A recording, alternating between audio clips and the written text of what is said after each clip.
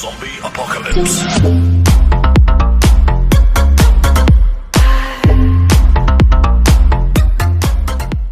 선생님이 저번에 다른 고등학교에 갔더니 교육 계열에 이제 그 학생 수가 대학 입학 정원하고 어떻게 영향을 미치는지, 그래서 이 학생 같은 경우는 이제 베이비붐 시대에 학생 수가 이제 태어나는 출생자 아동 수가 있잖아, 애기들 수.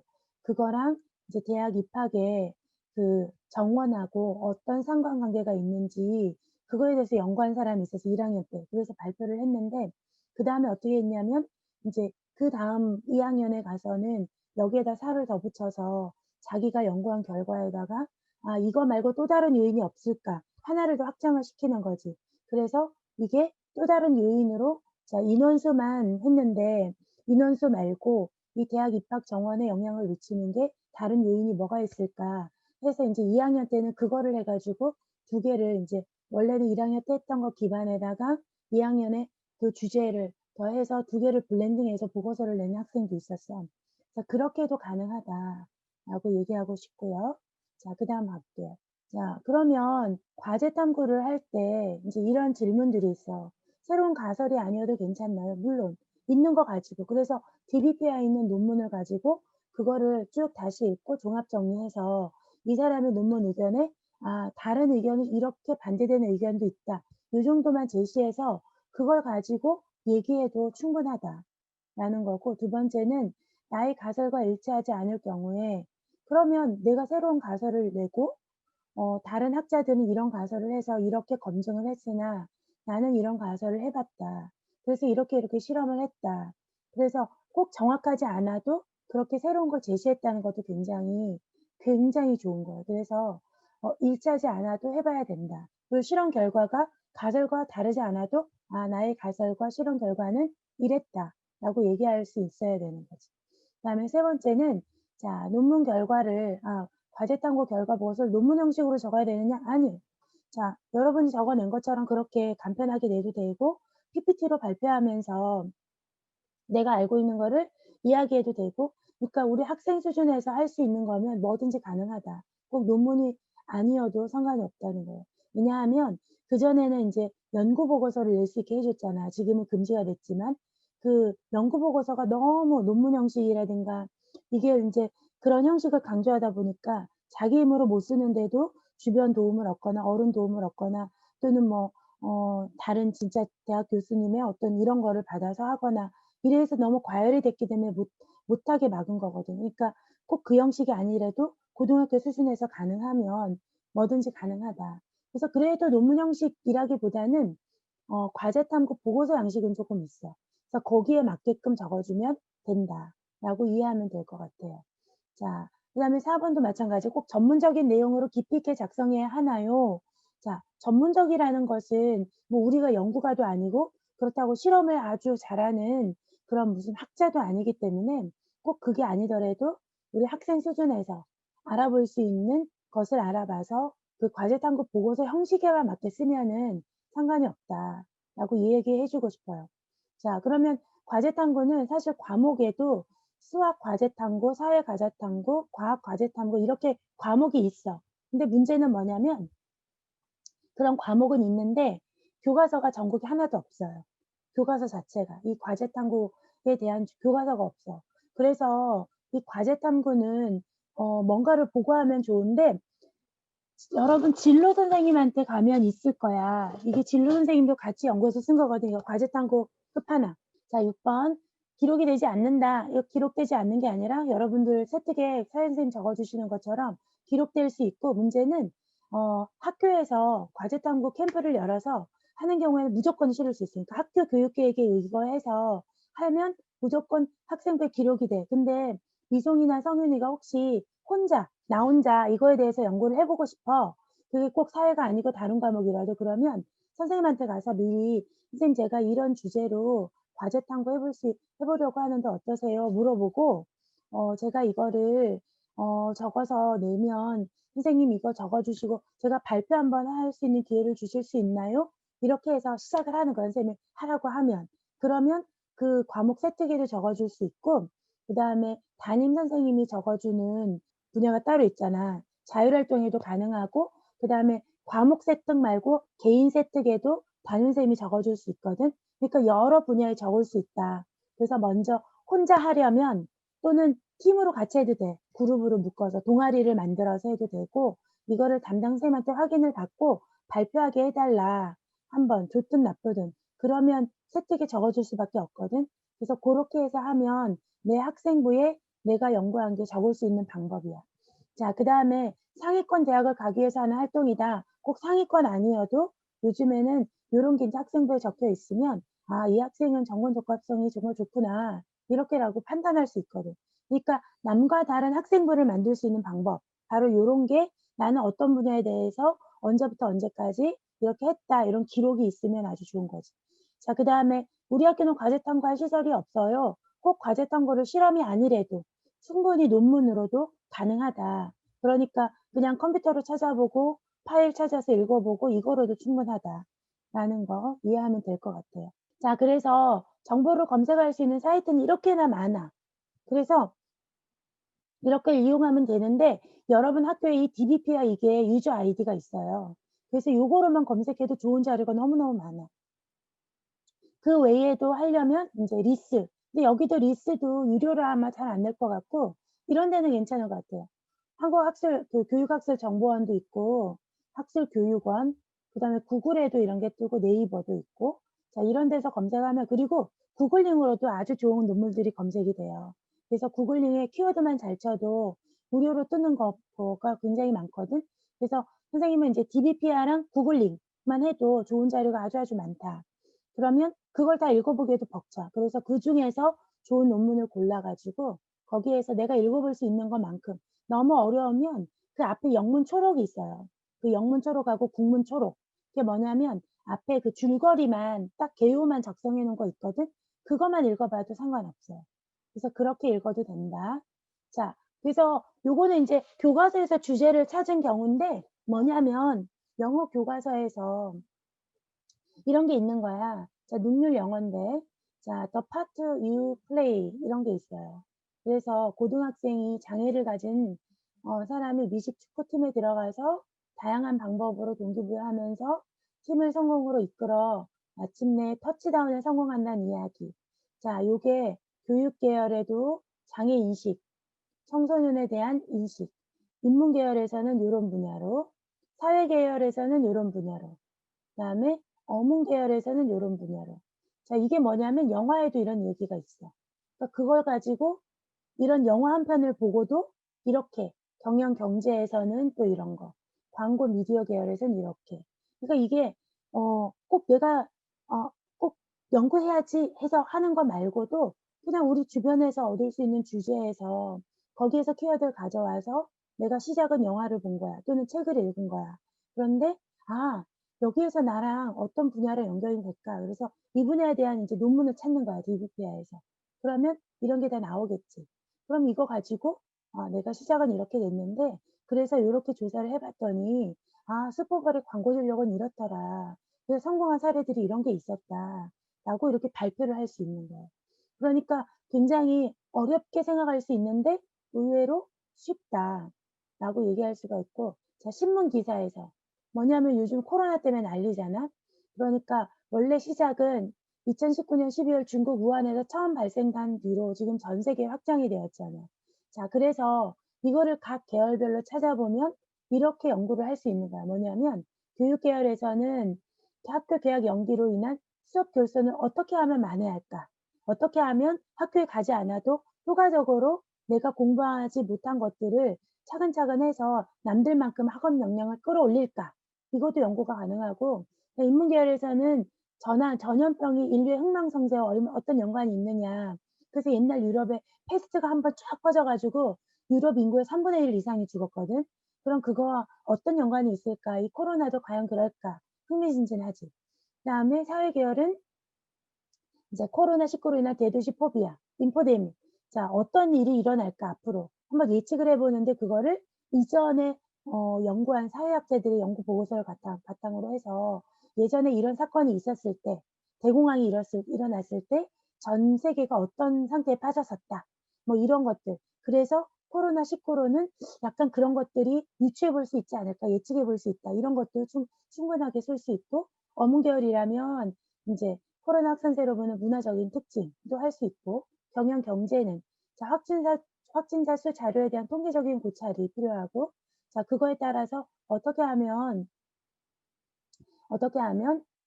그거를 정부와 시장 경제의 이런 개입에 따른 그 마스크 경제라든가, 그러니까 전체적인 경제, 그래서 각국 나라마다 지금 다 달러를 찍어내고 우리나라도 계속 돈을 풀잖아. 무슨 코로나로 인한 장려금, 첫 번째는 시민들한테 전부 100만 원을 줬고, 두 번째는 상공인들한테 또 얼마를 줬어요. 그다음에 세 번째 이제 또 준다고 하고. 그럼 이게 시장 경제에 어떤 연관이 있을까? 정말 시장 경제에 중요한 영향을 미쳐서 경제가 살아날까? 이런 것도 아주 흥미진진하죠.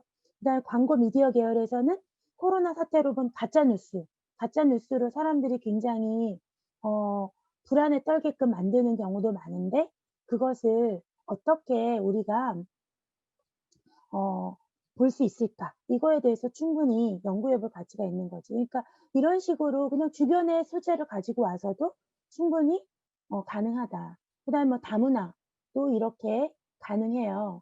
그래서 요렇게 다문화 특징을 가지고 각각의 그 계열에서 할 수 있는 분야지. 또는 1984란 이거 책 있어요, 소설. 소설 되게 재밌어요. 그걸 읽고 그거를 읽고 인문 계열에서는 이렇게, 사회 계열에서는 CCTV, 어문 계열에서는 이렇게, 광고 미디어 계열에서는 정보 통제 위험성. 이것도 선생님 딸이 고등학교 다닐 때 사회생이 적극 추천해서 읽고 과제탐구 보고서를 썼거든. 그러니까 이런 것도 충분히 가능한 거예요. 책을 읽고도 이렇게 앞으로 나아가서 하면은 돼요. 그다음에 무상급식, 무상교육 이런 것도 충분히 가능하지. 그래서 인문 계열에서는 어떻게, 사회 계열에서는 이렇게 무상급식이 정말 필요한가, 포퓰리즘인가, 복지 정책인가, 뭐 이렇게 정치 논리로 가는 건가, 뭐 이렇게 해볼 수 있는 거예요. 그럼 진짜 과제탐구 보고서를 한번 볼게요. 무상급식, 무상교육에 대한 철학적인 고찰을 했어요.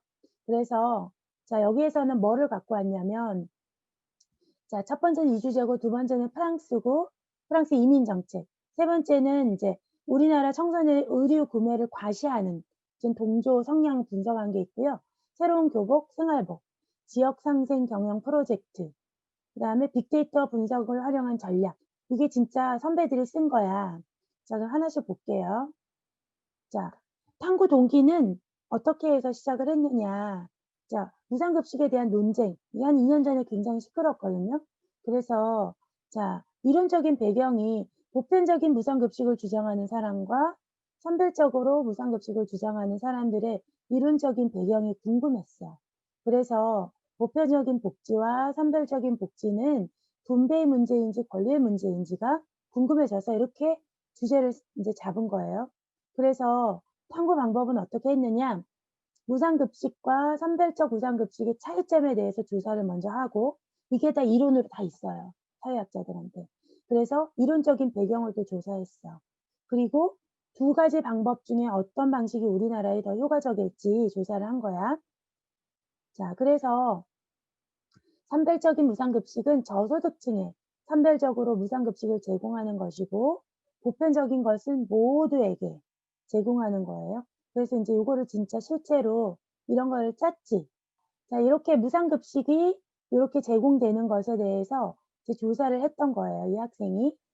그다음 볼게요. 요거는 이제 서울시에서 무상급식에 대해서 조사한 결과를 이제 한 거죠. 왜냐하면 서울시가 가장 시끄러웠거든. 그래서 이제 철학적인 배경은 이익설과 선택설, 이렇게 두 가지가 있다. 그런데 무상급식, 무상교육 반대하는 입장인 거예요. 그러니까 왜냐하면 모두에게 하는 게 뭔가 의미가 있느냐라는 거였고, 선택설은 그러니까 이익설이나 선택설이나, 그러니까 내가 개인의 권리로서 어 권리를 내가 선택할 가능성이 이제 무조건 주어진다는 것이 개인의 선택의 침해, 자유권을 침해한다. 뭐 이런 뜻으로도 보는 거죠. 그러니까 인제 이렇게 나왔고, 그다음에 찬성하는 입장은 권리야. 뭐냐면 우리는 대한민국 국민으로서 받을 권리가 있다. 이런 측면에서 보면 또 권리가 되는 거고, 다른 측면에서는 나는 안 할 거부할 권리도 있는데 무조건적으로 해 주지 말아라. 뭐 이렇게 이제 부딪히는 거예요, 이런 것들이. 자, 그래서 탐구 결과는, 자, OECD 국가들이 GDP 대비로, 자, 어떻게 해요? 1.6%에서 2.3%로 계속 늘려. 그런데 한국은 이제 0.8%에 그치고 있는 거예요. 그래서 무분별하게 복지 정책을 하기보다는 재정 상태를 해서, 그러니까 결국은 뭐냐면 약간의 유보 상태를 준 거죠. 어. 그래서 필요한 사람들에게 더 주자. 그러니까 이 학생의 의견은 뭐냐면 모두에게 해 주지 말자는 거죠. 그러니까 필요한 사람에게 이미 무료 급식권이라든가 주고 있으니 그 사람들을 위해서 주자라고 얘기를 하고 마치는 거예요. 자, 그다음에 두 번째는 프랑스의 이민 정책. 그래서 프랑스 이민 정책이, 자, 다문화 교육에서 얘가 인제 들어온 거예요. 다문화를 하다 보니까 거기에서 수업을 듣다 보니 '프랑스 이민 정책이 여기에 많이 연결이 된다.'라고 판단을 한 거죠. 그래서 다양한 인종이 묶여서 사는데 어 여기에 대해서 '어떻게 살 수 있을까?' 그래서 프랑스에서는 동아주의 정책을 펼지만 그 사회 안에서 다양한 사회적인 갈등이 발생하게 됐잖아요. 그리고 거기는 또 사람들이 굉장히 격해. 그래 갖고 툭하면은 막 데모하고 불나고 막 이런 거 봤죠, TV에서. 그래서 이런 문제에 대해서 프랑스 정부는 어떻게 대처해 왔는지에 대해서 궁금해졌던 거예요. 그래서 인제 학생이 하는데 어떻게 했냐면 "우리 한국의 다문화 현황은 어떨까? 그리고 프랑스 대한민국 대사관에서 프랑스 이민 정책과 문제점이 무엇인지." 그러니까 프랑스의 이민 정책에서 벤치마킹해서 우리가 배워와야 할 점은 무엇인지에 대해서 인제 조사하고 보완점을 제시하는 거예요. 그래서 이 학생은 사실 안 나왔는데 프랑스가 이런 다문화 관점이 굉장히 좋다라고 해야 되나? 좋다 나쁘다는 아닌 것 같고 뭔가 좀 이렇게 굉장히 앞서가요. 그래서 그런 문학 작품에도 이런 것들이 잘 많이 녹여나거든요. 그래서 학생들이 읽은 책을 읽다 보면 프랑스 문학 작품에서 이런 다문화에 대해서 언급한 사례가 굉장히 많아요. 그래서 고런 것들을 인제 생각해 놓고 들으면 좋을 것 같아요. 자, 그래서 "보완점을 제시하겠다." 이건데 한국의 다문화 현황은 현재 국내 체류 외국인 220만 명, 이제 이 학생이 다 조사를 한 거죠. 불법 체류가 30만 명이에요. 그러니까 거의 256만 명인데 전 국민의 4.95%예요. 그러니까 뭐냐면 100명 중 5명이 외국인이고 국제 결혼이 매우 늘어나는 추세인데 매년 10% 이상 늘어나고 있어요. 그러니까 우리나라도 이제 점점점 다문화 국가로 나가고 있는 거죠. 점점 늘어나고 있어. 그래서 외국인 근로자도 인제 부부가 같이 들어와서 아이까지 데리고 와서 인제 이런 경우도 굉장히 많거든요. 또 우리 학교도 보면은 다문화 학생들이 많죠. 그래서 프랑스 같은 경우는, 자, 500만 명의 이민자가 있었고 200만 명이 프랑스 국적을 취득했는데 자녀들은 650만 명. 이 모두 프랑스 국적자고요. 이 중에 봐. 그러면 1,150만 명의 이민자가 있었고 프랑스 전체 인구가 6,560만 명이니까 전체 인구의 6분의 1이 이민자예요. 그러니까 프랑스는 이미 그렇게 앞서갈 수밖에 없는 게 6분의 1이고 우리는 거의 10분의 몇이니까 굉장히 차이가 많이 나죠. 그러니까 인제 분열되지 않고 통합하기 위해서 많은 정책을 시키고 있지만 지금도 테러, 무슨 뭐 이런 데모 이런 것들이 많이 일어나거든요. 자, 그래서 프랑스 이민자 정책은 어떤 거냐. 인종별 통계를 산출하지 않는다. 그냥 신규 이민자, 그러니까 무슨 인종, 유색 인종 이렇게 나누지 않는다는 거예요. 그리고 신규 이민자, 이민자의 자녀, 프랑스의 자녀로 나누어서 각 대상에 맞춰서 맞춤형으로 정책을 실시한다는 거예요. 음. 그래서 인제 이런 비용도 많이 지출을 하고 있는 거죠. 자, 그래서 탐구 내용은 또 이민 대안 방안은 뭐냐. 종교 간 평등을 인정했다. 그다음에 개인의 자유보다는 평등을 중요시하게 여기고 있고요. 자, 미국에서는 극단주의자나 인종차별주의자 같은 표현의 자유가 인정이 되지만 프랑스는 평등과 통합, 그러니까 완전 인종차별주의 발언 이런 게 굉장히 인제 금지되고 있는 거죠, 사회적으로. 자, 그렇게 조사를 했어. 그러니까 근데 여기서 조금 아쉬운 게 학생이 뭔가 그러면 우리나라에 대한 시사점은 지금 여기에 빠진 것 같아서 자 고거를 인제 그다음에 적어 주면 이제 과제 탐구 보고서가 완성이 되는 거지. 자 그다음에는 청소년의 의류 구매 행태에서 나타난 과시욕, 동조 성향에 대해서 분석을 했다. 자 그래서 이 학생은 인제 보통 이게 탐구 보고서의 주로 그 형식이 요런 거야. 아까 선생님이 처음에 형식을 얘기했는데 뭐냐면 자 서론, 보통 연구 목적이나 필요성이 들어가고 두 번째는 이론적인 배경, 그래서 어떤 학자들이 어떻게 연구를 했느냐가 들어가고 그다음에 세 번째는 인제 보통 자기가 자료를 어떤 자료를 찾았는지, 그래서 자료 조사한 것들, 설문 조사한 것들을 인제 하고 거기에 바탕으로 둔 나의 결론, 내 생각을 마지막에 쓰면은 돼요. 자 보통 이렇게 가는데 자 그래서 자 요렇게 자 연구 필요성, 목적은 이렇게 세웠어요. 학생들이 소비 생활에 대한 경험이 부족해서 동료 집단의 영향을 많이 받고 유행에 민감하다. 그래서 소비자의 역할을 잘 수행하지 못하는 거 아니냐. 그래서 과거 노스페이스 패딩 이런 얘기 많이 들어봤잖아요. 그래서 그런 거, 청소년 문화에 대해서 이제 소비 경향을 분석하고 부정적인 이면이 있는가에 대해서 밝혀주겠다. 이게 이제 이 학생의 어 하게 된 연구의 필요성인 거예요, 목적. 자 그래서 이론적인 배경은 자 요렇게 청소년기의 특징에 대해서 학생들이 인제 어떤 특징이 있는지 조사해 놓은 걸 찾아왔어요. 그래서 편승 효과, 동조 소비, 과시 소비 이런 것들을 찾아서 인제 정리를 먼저 하고 그다음에 이제 설문조사를 한 거예요. 그래서 보통 설문조사도 많이 하더라고. 어떻게 하냐면 그 우리 반 학생들이나 인제 전교에 이렇게 구글 폼을 만들어서 던지는 거야. 그러면 우리 학교 학생들의 수로도 충분히 유의미하게 뭐가 나오거든. 그래서 그걸 가지고 "우리 학교 학생 수는 이랬다." 그래서 아니면 인제 선생님들한테 쪼끔 더 도움을 청해서 아니면 밴드라든가 이런 데 쪼끔 학생들이 많은 밴드에다가 "내가 연구 조사하는데 이것 좀 해 줘."라고 하면 학생들이 해 주거든. 그러면 몇백 명이 되면 이게 또 유의미한 결과가 나와. 그래서 요렇게 해도 되고 서창고가 한 600명 정도 되니까 1, 2학년만 해도 거기에 협조 요청해서 해도 학생들이 충분히 해 주거든. 그래서 고런 거 가지고 이제 결과를 맺는 거야. 그래서 인제 결론은 이렇게 조사를 해본 결과로 청소년들의 소비 문화에는 불합리적인 요소들이 있었대. 그리고 유명 브랜드 선호 경향이 있고 자 그런 거에 대해서 인제 아마 설문조사를 하면서 '부정적인 측면이 있구나.' 제대로 인식을 하게 됐다. 그다음에 이런 것들을 통해서 '합리적인 소비관을 형성할 수 있는 계기가 되었다.' 이렇게 결론을 내면 되는 거예요. 그러니까 그렇게 대단한 게 아니더라도 그다음에 마지막에 인제 교육학과를 한 선배의 새로운 교복 생활복에 대해서 음 이제 이렇게 한 거예요. 어떻게 했냐면 서론은 연구 동기, 그다음에 이론적인 배경은 교복의 불편함, 연구 방법은 학생 인식을 조사해서 그러니까 이것도 인제 어떻게 하냐면 설문조사를 한 거예요. 자 고렇게 해서 시작을 하게 된 건데 자 교복 착용 실태를 파악해서 학생의 의견을 조사하겠다. 왜냐하면 교복이란 게 학교에서 하루 종일 생활을 하면서 입는데 너무 불편하다. 그래서 '우리도 조금 더 편한 교복이 없을까?'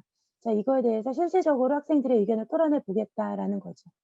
그러니까 이제 "교복이 왜 불편하냐?" 그래서 사이즈를 비교해 본 거예요. 그랬더니 놀랍던 결과가 뭐냐면 아동복보다 사이즈가 엄청 작은 거예요. 그러니까 너무 불편한 게 된 거지.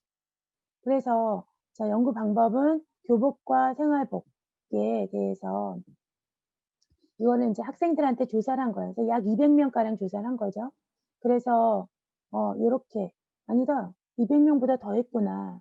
154 명, 120명 이렇게 하니까 한 5-600명 한 것 같은데 자 그렇게 해서 요렇게 결과를 만들어서 내고 어 생활보육 도입한 고등학교의 그 특징에 대해서도 찾아봤어요. 그래서 인제 학생들에게 생활복 도입을 하면 어떤 효과가 있는지 그래서 이런 의견을 받아본 거야. 그래서 마지막 결과가 목차가 아니구나. 자 교복 착용을 폐지하고 생활복을 도입하는 것이 좋겠다. 아마 이걸 제출해서 이 학교는 이 생활복으로 바꿨을 것 같아요. 그래서 요런 식으로. 이제 조사를 하는 거예요. 그래서 경영학과 같은 경우는 그 지역 상생 프로젝트 교동 살리기를 했대. 그래서 서론에서 연구 동기 똑같아요. 이론적인 배경. 이럴 때 다 DBP와 논문이라든가 이런 거 찾아보면 돼요. 연구 방법은 뭘 할 거냐? 그거는 인제 아까처럼 구글 폼 통해서 설문 조사를 해도 되고 이론을 조사해서 서로 상대 비교를 해도 되고. 자, 그런데 여기에서 인제 향교가 있는 곳에 교동을 발전시킬 방법에 대해서 연구를 직접 한 거예요. 그러니까 우리 지역에 대해서 연구를 한 거야. 그래서 자, 교동 주민들의 인식 조사를 결과를 했고 조사를 해서 인제 결과를 쓴 거예요. 그다음에 실제적으로도 수급자 비율이 뭐냐면 지원을 받는 거 저소득층 학생들이 진짜 많은지 그런 가정이 많은지에 대해서 조사를 한 거예요. 그래서 얼마나 낙후되어 있느냐 홈페이지도 조사를 했어. 그랬더니 홈페이지도 정말 "너무 차이가 나더라."라는 거고. 그래서 인제 그다음 방법은 왜 안 뜨나. 이렇게 인제 설문조사를 한 거예요, 이 학생도. 음. "향교에서 체험 교육을 한 적이 있느냐?" 없다가 대부분이고. 자, 그래서 교동 개발 프로그램을 아예 이 학생은 제시를 했어. 그래서 "향교를 이용해서 이렇게 개발하는 프로그램을 하자." 하고 해서 아예 어떤 프로그램을 하면 좋을지 아예 제시까지 해준 거예요. 그다음 통계학과 같은 경우에는 빅데이터를 가지고 자, 이렇게 어 또 음. 자, 빅데이터를 사용해서 경영 전략을 많이 세웠는데 사실 올해는 빅데이터가 약간 키워드는 아니야. 작년까지는 키워드였는데 이게 아마 작년에 조사한 거여서일 거예요. 그래서 프로듀스 이거 할 때 최종 11 명이 누가 됐을까 유추해 보는 거예요. 자, 그래서 빅데이터를 수집하고 저장하고 처리하는 거. 자, 요거를 본인이 해 보겠다라는 거죠. 대단하지? 자, 그래서 자, 어떻게 했냐면 그 프로듀서에 나온 그 출연자들을 빅데이터로 분석을 한 거야, 이 학생이. 어. 그렇게 해서 빈도라든가 여기 보면 자, 여기 언급 빈도표 이런 게 나온 걸 가지고 찾은 거지. 그래서 '누가 과연 최종위에 뽑힐까?' 해서 했더니 이제 "넷째 언급량이 높을수록 실제 순위가 높게 됐다." 그래서 키워드 마케팅으로 예측한 최종 11 인이 누굴까? 이걸 이 학생이 제시한 거죠. 이렇게 한 거야. 되게 재밌지? 그래서 요렇게 해도 충분히 가능하다. 그래서 방법은 여러 가지가 있는데 아까처럼 이론을 조사해서 그 서로 상반되는 의견을 비교 분석하고 학생의 의견으로 결론을 내리는 경우가 있고 그다음에 또 한 가지는 인제 구글 폼 같은 걸 사용해서 조사를 실제적으로 학생들을 대상으로 해서 그 결과를 내는 경우가 있고 이렇게 세 번째로 자기가 사용할 수 있는 그 이런 전공의 비슷한 분야의 그 주제를 찾아서 실제 자기가 진짜 빅데이터를 이용해서 해볼 수 있는 방법 이런 것들이 이제 탐구 보고서를 작성하는 방법이라고 할 수 있어. 성인이 들어보니까 어때? 어려운 것 같아요? 어떤 것 같아요? 어 그 어땠는지. 만약에 보고서 쓰고 있잖아요. 음. 이제 나 이제 면접 보러 가면은 그걸 묻는데 아무 이유가 없으면 어떻게 되는 거예요? 아무 뭐가 없으면? 이유가 없으면요. 만약에 뭘 "이걸 적은 동기가 무엇이냐?" 하면 어. 했는데 뭐 "그냥 생활기록부에 남기고 싶어서 남겼습니다." 이렇게 말하면 어떻게 되는 거예요? 그렇게 말하지 말고 인제 성윤이는 그쪽이잖아. 공학 쪽이잖아. 예. 그러니까 쪼끔이라도 연결을 시켜서 이렇게 하는 거지. 뭐 그러니까 한마디로 이렇게 하면 되니까 "아 제가 이거에 좀 관련이 돼 있어서 쪼끔이라도 관련돼 있어서 이걸 쪼끔 해 가지고 좀 점수를 얻고 싶었다." 이렇게 하면 됩니까? 인제 "너무 노골적으로 점수를 얻고 싶었다." 이렇게 얘기하진 말고 성윤이가 인제 공학 계열에 관심이 있는데 이 주제가 눈에 들어와서 인제 수업 시간에 마침 선생님이 과제를 제시해 주어서 '해 봐야 되겠다.' 생각을 해 가지고 이렇게 하기로 결정을 해서 연구를 시작하게 되었다. 이런 식. 그러니까 물론 성윤이가 그런 거에 다 전공에 영향이 되고 그걸로 인제 생활 기록부에 적고 싶은 거잖아. 근데 더 결과적으로 보면 그 주제가 흥미가 성윤이가 또 즐거워할 만한 주제로 돼야지 연구가 쭉 지속이 되고 결과까지 나오거든. 그러니까 올해 사회 같은 경우도 사실 인제 어떤 경우는 이런 거 솔직한 것도 필요해요. 어떻게 하냐면 사회 선생님이 숙제로 내주셨는데 하다 보니까 처음엔 '이게 뭐지?' 라고 해서 대강 하고 말았는데 2학년 올라와서 작년에 했던 주제가 거기에 요거를 조금 더 붙이면 어떨까? 응합으로. 그렇게 해서 조금 더 심화해서 해 보기로 결정을 내려서 해 봤다. 그랬더니 이런 결과가 나왔다. 이렇게 얘기하면 되지. 고런 식으로. 아니면 또 이런 것도 괜찮아. 독서 같은 경우도 인제 독서도 마찬가지로 책을 고른 거 그냥 쭉쭉 그냥 재밌을 것 같아서 골랐는데 거기에서 읽다 보니까 너무 신기한 게 많아서 이거에 대해서 더 알아보고 싶어서 했다. 이런 식으로. 이런 식으로도 가능하지. 그래서 면접 볼 때도 인제 고렇게 그래서 약간만 포장해 주면 돼. 그냥 쪼끔만. 그래서 면접을 올해도 선생님이 3 학년 선배들 면접 준비할 때 가서 특강하고 왔었거든. 그러니까 내년이나 후년에도 성윤이가 면접 준비할 때쯤 되면 학교에서 특강을 인제 강사님을 세워서 마련해 줄 거야. 그래서 그때 인제 더 자세하게 "면접은 이렇게 이렇게 해라." 그래서 질문 뽑는 법, 질문에 답변하는 거, 예시 답안 그래서 연습하는 것까지 아마 다 해볼 거야. 그렇게 해 보면은 돼. 또 질문이나 얘기하고 싶은 거 없어요. 인제 없어? 네. 오케이. 네, 안녕하세요. 강다운 학생 인터뷰 시작하겠습니다. 오늘 활동 중에서 활동을 하면서 어땠는지, 그리고 어떤 활동이 가장 기억에 남았나요? 일단 탐구 보고서 쓰는 과정을 알게 돼서 좋았고, 그다음에